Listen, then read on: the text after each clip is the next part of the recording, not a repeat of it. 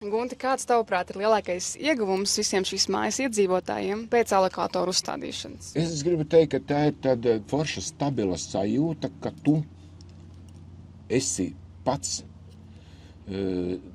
tiesīgs, ka tu pats vari regulēt, ko es gribu, cik daudz es gribu, cik es varu atļauties, jo visu Edvīna komanda fiksēti ar sarēķinu noliek priekšā un pasaka, redzi, tu esi tik daudz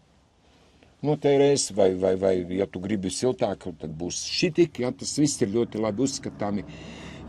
redzams, un tas ir tas lielākais plus, jo līdz tam ietekmēt to visu to procesu, reāli nebija nekāda iespēja. Tagad pēc tās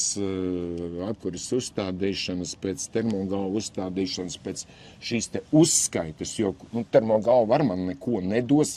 lai arī viņi ir gudri, un ja es viņai pasaku, man vajag 22 grādus istabā, viņa to izdara, vienalga, lai kādā ārā apstākļi būtu.